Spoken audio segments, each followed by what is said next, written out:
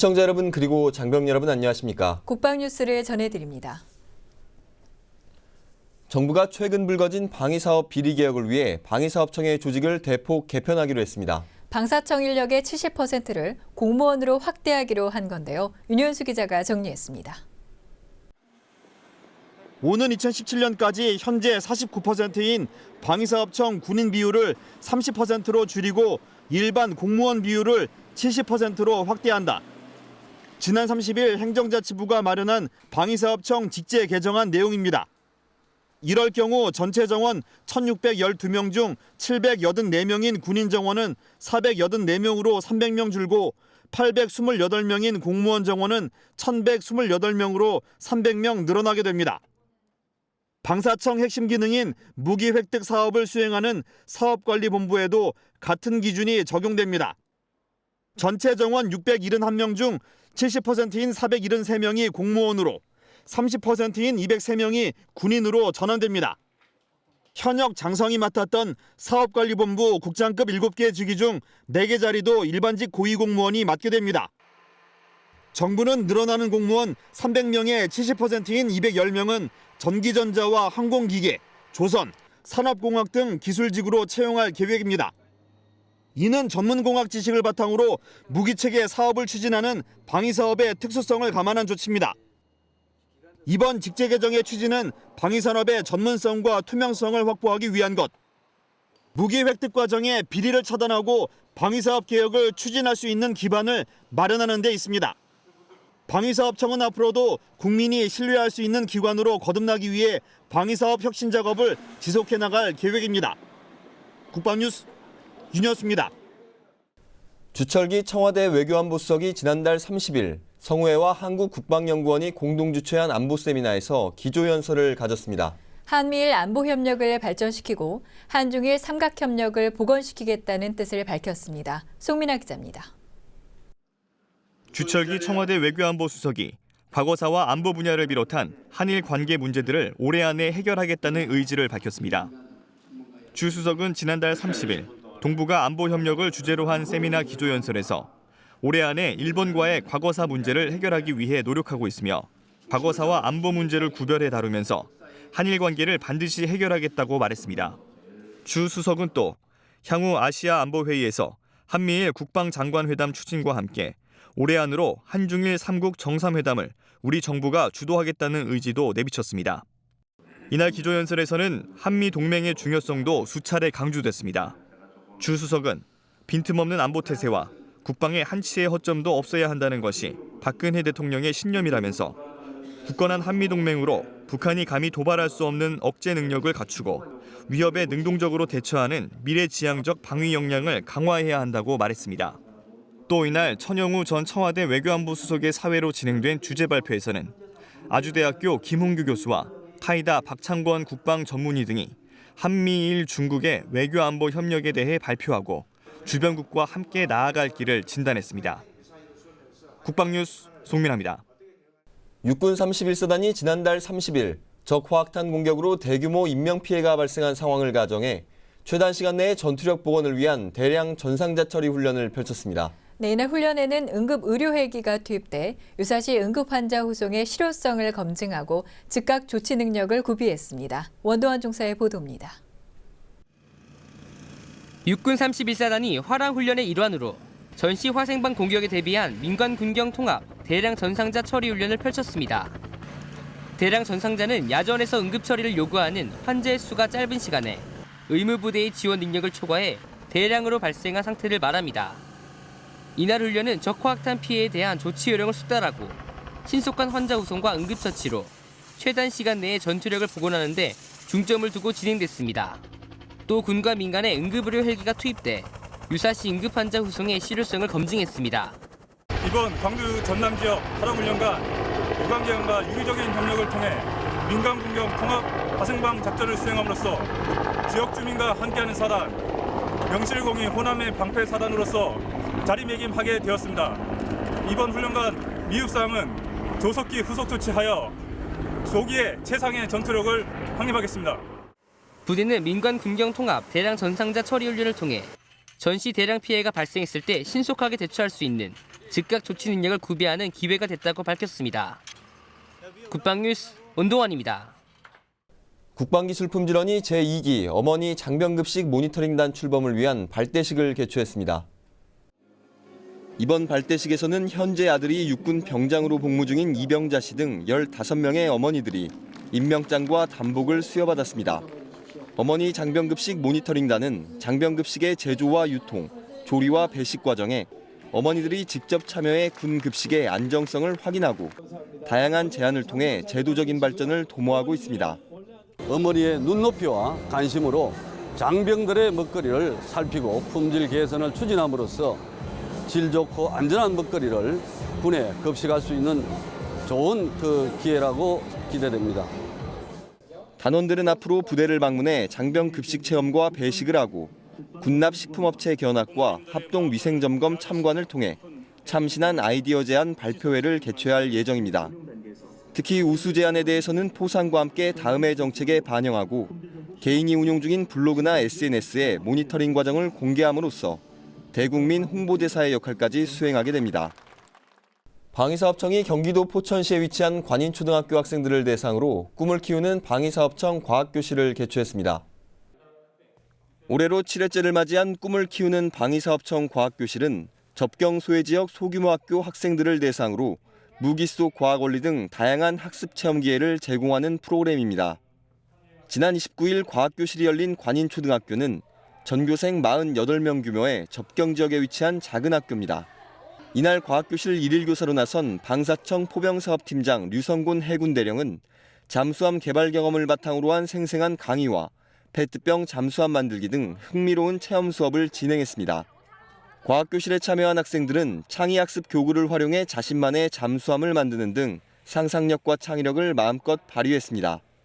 방위사업청 관계자는 이번 과학교실을 통해 학생들이 우리나라 국방과학기술에 관심을 갖고 창의 인재로 성장하는 밑거름이 되길 바란다며 앞으로도 이러한 사회공헌 활동을 계속 이어갈 것이라고 밝혔습니다. 앞으로 사회복무요원들도 국방부가 운영하고 있는 국방헬프콜을 통해 심리와 정서 안정을 위한 상담을 받게 됩니다. 국방헬프콜은 각종 군 범죄 신고와 함께 현역 장병들의 병영생활 고충 상담을 전담하는 기관으로 사회복무요원들에 대한 고충 상담이 가능하게 된 것은 국방부와 병무청의 협업에 따른 것입니다. 이에 따라 사회복무요원 중 심리 또는 정서의 불안정으로 복무에 어려움을 겪고 있는 사람은 1일부터 주야간 언제든지 국방헬프콜에 전화해 상담을 받을 수 있습니다. 전화번호는 국번 없이 1303번이며 상담을 통해 사회복무요원들은 병역 의무 이행에 많은 도움을 받게 될 것으로 기대됩니다. 다만 국방헬프콜 상담 범위는 심리와 정서 안정에 한정되며 복무에 관한 일반적인 행정사항은 현행대로 사회복무요원 개인별 담당 복무지도관이나 복무하는 기관의 복무관리 담당 직원에게 문의해야 합니다. 육탄 시병사의 숭고한 희생정신을 기리기 위한 제15회 육탄 시병사상 시상식이 열렸습니다. 육군 전투부대에 근무하고 있는 중사 가운데 엄격한 심사 기준으로 선발하고 있는데요. 정재훈 중사가 다녀왔습니다. 1949년 5월 송악산 지구 전투에서 박격포탄을 가슴에 안은 채 적의 기관총 진지에 육탄으로 뛰어들어 빼앗긴 고지를 탈환하고 장렬히 산화한 육탄 시병사. 그들의 숭고한 살신성인 정신을 기억하며 이어가기 위한 제15회 육탄 시병사상 시상식이 지난달 30일 육군 부사관학교에서 열렸습니다. 육탄 시병사상은 부사관에게 주어지는 가장 영예로운 상으로 지난 2001년 제정돼 매년 육군 중사 가운데 엄격한 심사 기준으로 선발하고 있습니다. 올해 수상자는 육군 11사단 김성렬 중사와 육군 27사단 정진욱 중사를 비롯해 모두 14명이 수상의 영광을 안았습니다. 선배 전우들의 고귀한 희생정신을 기리는 숭고한 상인 만큼 수상자 모두 군에 대한 자부심과 함께 책임감도 커집니다. 그 육탄 시병사 서부덕 상사의 그 위국 헌신 정신을 보면서 앞으로도 이제 제가 데리고 있는 이제 소대원이나 이제 같은 이제 동고동락 할 수 있는 그 전우하고 같이 이렇게 잘 이끌어서 생활했으면 좋겠습니다. 남편이 육탄 시병사상을 수상했다는 사실이 자랑스러운 아내. 함께 군 생활을 하는 동반자로서 더 큰 의미로 다가옵니다. 이렇게 큰 상을 받게 된 남편이 너무 자랑스럽고 저도 남편을 본받아서 이렇게 군에 이바지할 수 있는 큰 힘이 되는 여군이 될 수 있도록 하겠습니다. 6탄 시병사상을 받은 수상자 모두는 시상식이 끝난 뒤 고 서부덕 2등 상사의 흉상을 참배하고 선배 전우들의 고귀한 희생 정신을 다시 한번 기렸습니다. 빼앗긴 진지를 되찾기 위해 박격포탄을 가슴에 안고 진지로 뛰어든 6탄 시병사의 숭고한 희생 정신은 저를 비롯한 후배 전우들의 가슴 속에 고스란히 전해지고 있습니다. 국방뉴스 정재훈입니다. 국내 최대 규모의 요트 대회이자 우수 선수 발굴에 기여하는 제18회 해군 참모총장배 전국 요트 대회가 29일 개막했습니다. 30일 정호섭 해군 참모총장 주관으로 열린 개회식에는 안상수 창원시장, 박순호 대한요트협회장을 비롯해 장병과 관람객 등 1,500여 명이 참석했습니다. 해양에 대한 관심이 높아지는 시기에 요트 대회를 계기로 해양인들이 한자리 모여 우위를 가지고 뜻을 같이 하는 기회를 갖는 것은 매우 큰 의미가 있다고 생각합니다. 앞으로도 우리 해군은 더 많은 국민이 해양의 중요성을 인식하고 바다를 사랑할 수 있도록 여러분과 함께 노력해 나갈 것입니다. 이번 대회는 2015년 국가대표 선발전을 겸해 실시되며 1인승과 2인승 요트 윈드서핑 등 11개 종목에서 초중고등학생과 일반팀 모두 34개 팀 280여 명의 선수가 참가하고 있습니다. 또한 오는 4일까지 진행되는 대회 기간 중에는 해군 사관학교를 시민들에게 매일 개방해 경기 관람뿐만 아니라 함정 견학, 해양 스포츠 장비 전시, 요트 탑승 체험 등을 할 수 있게 했습니다. 해군은 해군 참모총장배 전국 요트 대회와 각종 부대 행사를 계기로 국민들의 바다에 대한 관심을 높이고 해양 안보의식 고취를 위해 더욱 노력하겠다고 밝혔습니다. 밀리터리 기네스 12번째 시간입니다. 오늘은 인류 역사상 가장 짧았던 전쟁을 소개해드릴 건데요. 지금은 탄자니아에 속한 잔지바르는 아프리카 동부 연안에 위치한 섬입니다. 지리적인 여건으로 일찍이 노예무역과 중개무역이 성행하던 곳인데요. 오랫동안 강국들의 지배를 받던 잔지바르는 포르투갈을 거쳐 오만의 지배를 받다가 1890년 다시 영국의 보령이 됩니다. 사실상 영국의 속국이나 다름없던 때인 1896년 8월 25일 잔지바르의 새 술탄으로 할리드가 즉위하는데요. 식민정책에 협조적인 인물이 술탄이 되길 바랐던 영국은 할리드의 즉각적인 퇴위를 요구합니다. 그러나 할리드는 이를 거부하고 독립을 결심하게 되는데요. 곧바로 전쟁 준비에 착수한 잔지바르가 당시 보유한 군대는 낡은 화물선을 개조한 군함 한 척과 2,800여 명 규모의 육군이 전부였습니다. 그럼에도 불구하고 8월 27일 오전 9시 할리드는 선전포고를 감행했는데요. 하지만 공교롭게도 그 시간 영국군은 전함 5척이 크리켓 경기를 하기 위해 잔지바르 수역에 집결해 있었습니다.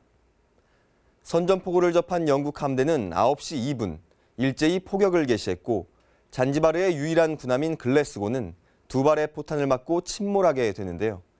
종전 시각은 9시 40분, 전쟁은 약 38분 만에 끝나고 맙니다. 당시 잔지바르군은 500여 명이 전사했지만 영국군은 아무런 피해가 없었는데요. 역사상 가장 짧은 전쟁으로 기록된 잔지바르 전쟁.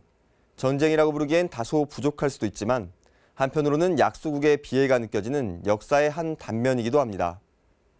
다음은 국방 게시판입니다. 방위사업청이 한국군의 작전 환경과 운용 개념에 적합한 한국군 합동지휘 통제 체계의 성능 개량을 완료하고 5월 1일부로 전력화했습니다. 이번 전력화에 따라 서버 처리 능력과 서버 간 네트워크 대역폭 확장 등 전반적으로 체계의 안정성이 확보됐습니다.